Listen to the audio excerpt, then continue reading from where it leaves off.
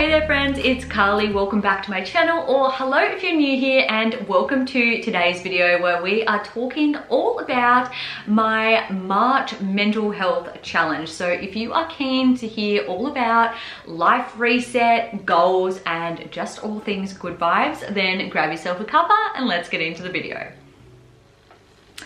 Let's have a moment of realness to start things off. My 2024 hasn't started that great, with a traumatic birth, debilitating postnatal depression, my best friend of 10 years breaking up with me, and personal loss.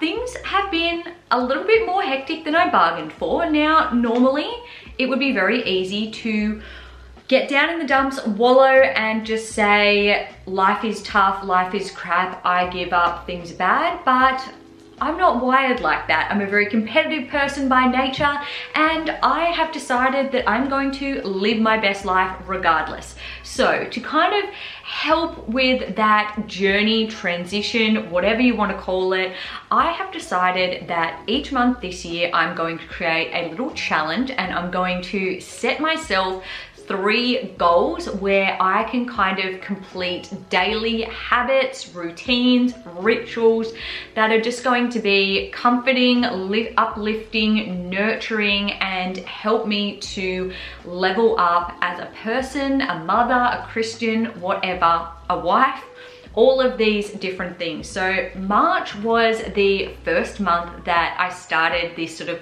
challenge, if you will, off to, and I set myself 3 goals for the month.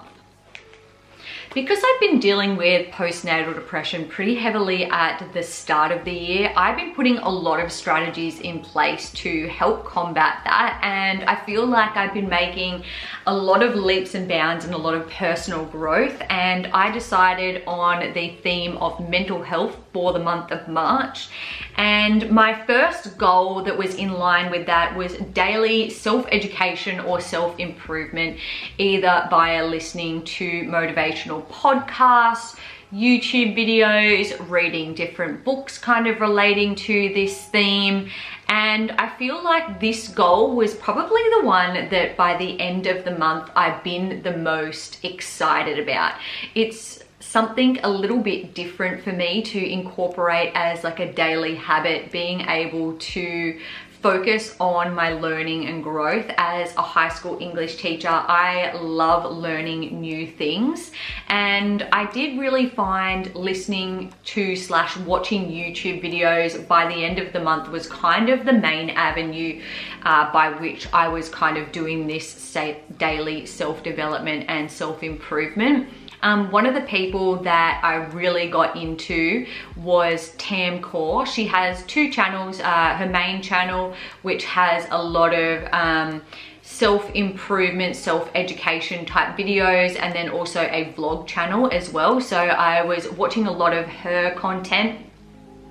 I was also watching a lot of both YouTube and TikTok videos by another lady. I think her name's like Mariana or Marita or something like that. I don't know how to pronounce it anyway. But she also does like a lot of relationship and self-development videos as well. And I found myself being really gravitated towards learning more about attachment styles.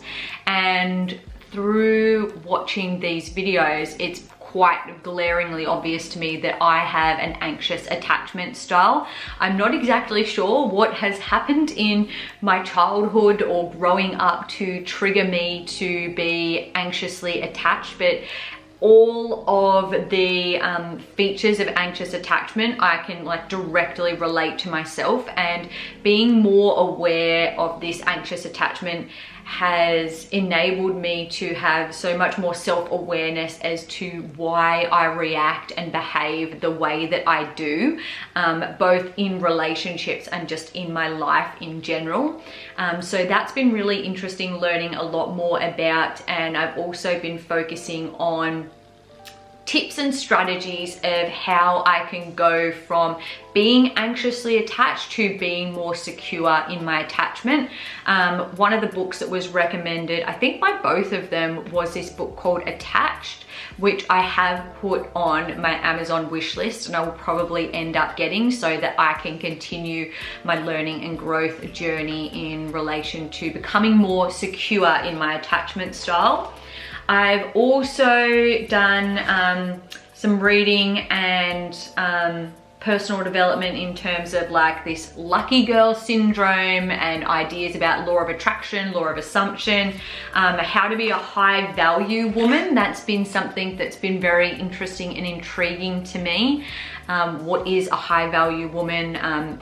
How to be more feminine and feminine energy, that sort of thing has been very interesting to me. And I definitely feel like even though the month of March is, you know, over now or coming to an end, I don't think that this habit of personal development is going to stop. I've kind of got a feel for it now and I'm like really interested in these topics and want to continue to learn more about them and to grow and develop as a person as I do. So I found that goal really successful. All of my goals, I've realized I haven't actually done them on a daily basis, but considering that the theme of the month is mental health, I haven't put stress on myself to do it on a daily basis. I've just done them as much as I can, which help to relieve like the pressure or burden of feeling like I have to do something. It's more of I get to or I want to. And some days with Hunter and his 30-minute naps that he likes to do throughout the daytime, it's been challenging to find the time to get to do some of these things. My second goal is probably the one that I was the least successful with, and that was limit myself to 1 caffeinated beverage a day. I do have a Breville coffee machine, which I absolutely love making coffees in, and I bought myself some decaf coffee beans. So whenever I make myself a proper espresso coffee, it is going to be decaf. But the process of making one of my, I call them special coffees, does take a little bit longer than just, you know, boiling the jug and going and doing other things and coming back and making myself an instant. So I do find I'm probably consuming more than 1 caffeinated beverage a day, but I am being definitely more mindful and more intentional about it. It doesn't help that like sometimes you just want a cup of tea, and tea, you know, still has caffeine in it, even green tea. So maybe I need to get myself some decaf black tea, and then whenever I feel just like a nice little afternoon tea moment, I won't need to be hitting that caffeine all the time. It's not necessarily that I'm looking for a caffeine hit, I just like the taste. I like the taste of a black tea, I like the taste of an instant coffee, and I don't always like the taste of like instant decaf coffee. So I think once I get myself that decaf tea, I'll be right as rain and I'll be a bit more successful in meeting that habit. But I have started the process, and I have already put on my habit tracker, consume 1 of like my full 2-litre water bottles a day. So if I'm drinking more water, I am usually consuming less coffee / caffeinated beverages. So that one's another one that I will continue to integrate in my life. I basically just want to like relieve a little bit of pressure from my adrenal system, because, you know, with all the stuff I've got going on, like the emotions, the anxiety, it's a little bit heightened at times, and I don't need to add caffeine on to like these already intense feelings and just, you know, infiltrate them a bit further. We're a work in progress over here. My final goal / habit for March was to sweat or stretch daily, and I did have the word daily in there, and I didn't necessarily do it every day. I mean, I probably did, because I don't count going for walks with the dog / pram as part of this, but really I was doing some sort of physical activity every single day if I do count my walks with the pram as part of my sweat or stretch daily. But I have been doing a lot of YouTube workouts. I really like MadFit. I don't generally do like her you know, HIIT or kind of cardio ones, but she's got some really good sort of weights or, you know, body weight workouts. I also love Pamela Reif. And there's this new girl that I've been looking at her videos. I have no idea how to pronounce her name, but it looks something along the lines of Elim. Anyway, I've been trying to put on my watch later for YouTube any of their workouts that are kind of 10-15 minutes is perfect for me. 20 minutes max, because like I said, Hunter with these half an hour naps, like I'm often thinking, do I eat lunch or do I work out or do I hang the clothes? Because I don't have time to do all three of those things. Sometimes I don't even have time to do two of those things during like one nap cycle. So like a half an hour workout during the daytime is just not going to be like practical in my schedule. So like a 10-15 minute one is just perfect. And I have been finding if I can get in like 4 of those a week that I've been feeling really good physically and mentally as a result. And I'm definitely seeing changes in my body. I feel like after I gave birth, like any sort of muscle tone I had previous to giving birth, and I was exercising all throughout my pregnancy. It's like as soon as the birth happened, all my muscle just went and everything became like a lot softer. Like there was a lot of bodily change going on, but I'm definitely seeing like a lot more muscle tone and definition coming back, even from just like these short workouts. So that's making me feel really good that I'm, you know, starting to see some sort of progress, even so quick after giving birth, but also just, you know, the mental and emotional sensation and stimulation that comes from exercise is so important for me at the moment, just to give me those feel-good hormones, those endorphins. So that's certainly another one that I'm going to continue. So even though I had like all of these as like goals and habits for the month of March, they're really things that I'm super now inspired by to integrate more consistently into my life, even if it's not as a daily ritual or habit, but just something that I'm going to do more frequently.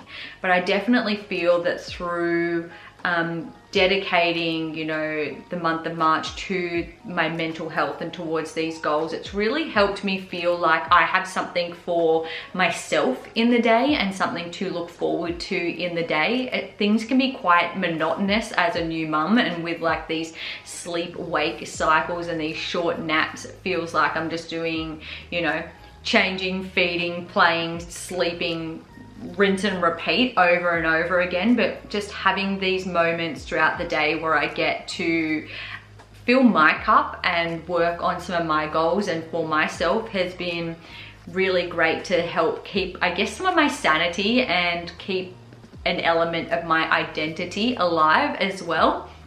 So I'm really excited about that. I feel like March has been a step in the right direction for me in terms of my mental health, and I'm really excited about continuing that journey as we press into April. My next video will be my April reset routine, and I'm going to establish my 3 goals / daily habits that I'd like to incorporate into my life and routine for the new month, and continue on the ones that I've already established.